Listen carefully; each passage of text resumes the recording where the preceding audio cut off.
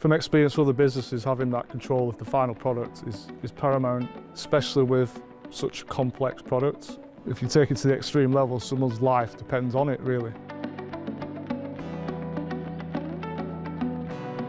I'm Matt Stadlen, and this is Made in Britain Unpacked, the series where we tell the stories of British manufacturers. And I am so excited to say that here with me today in Manchester is another Matt Higginson, and you are a director, one of 5 directors, I believe, of MiRiDER, and you make bikes. Yeah, we do. Family business. So my father, 2 brothers, brother-in-law, we collaborate as a directorship in managing MiRiDER, the business, yeah. And you make these bikes near Wigan, so still in the northwest, not in Manchester, but up the road. Yeah, we set up shop in Wigan, where our group distribution centre is. There's an organisation of different units that we operate from. So there's a natural home in Wigan. We've got the football stadium literally across the road. We've got the Heinz factory adjacent. So yeah, it's a busy little area. So tell us a little bit about the bike. I mean, it looks, as soon as you walked in with this bike, I thought that is a cool looking bike. It's an e-bike, isn't it? Yeah, it's an e-bike. From the outset, we wanted to enter a market with something visually more engaging than what was already there, because it was quite a dull sector of the e-bike world. So we wanted to bring some vitality, some youthful, dynamic visuals. And yeah, it's an e-bike where the battery is hidden in the frame here at the front. The electronics are in the back here, and in the rear wheel is where the motor is. So as people pedal, you get some nice assistance, and you can choose low or high and go about your daily lives, whether it be commuting to work or going out for a ride down a canal or visiting a campsite, anything you want.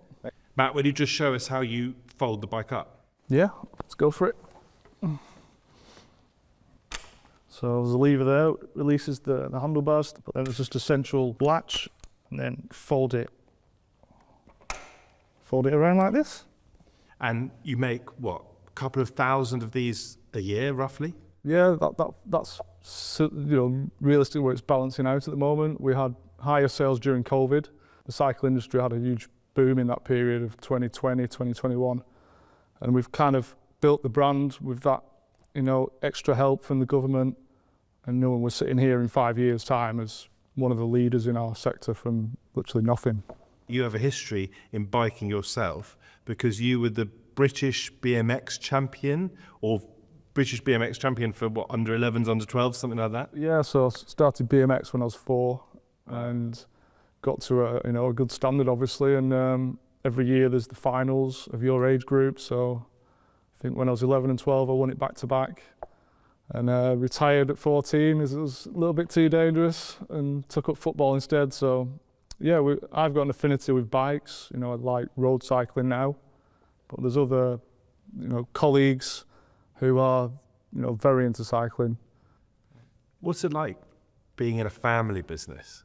With brothers, with a brother-in-law, with your father? It's brilliant, to be honest. We obviously support each other in all scenarios. I mean, you never feel like you're on your own. If there's a difficult subject, you just ask your brother, ask your dad. There's always an answer quickly.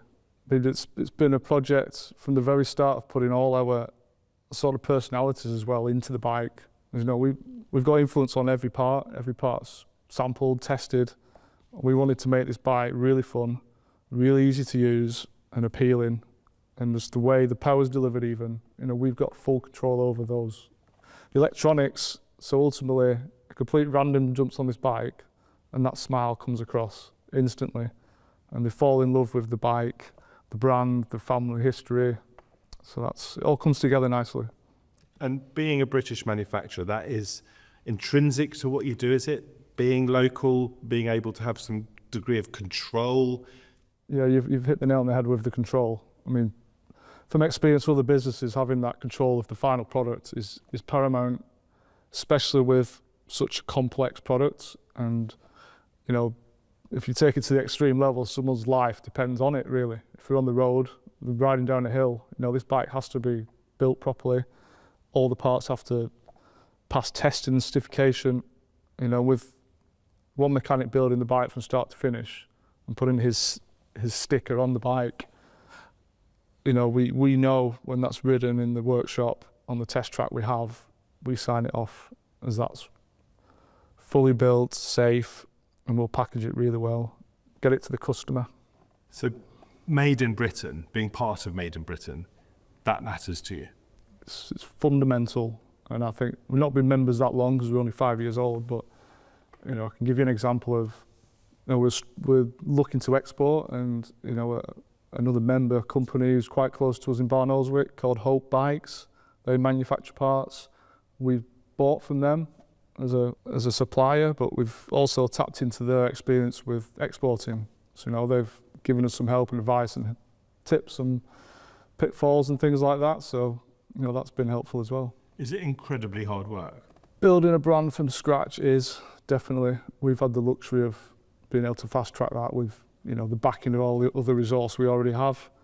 But once you get to a certain level and you're in the mix with your rivals, you know, then you're always looking for something to get ahead or stay ahead or attract new customers. So yeah, we get through. Matt Higginson, has been brilliant to listen to you talk. Fantastic to hear your story. Thank you so much. Appreciate it. Thank you very much.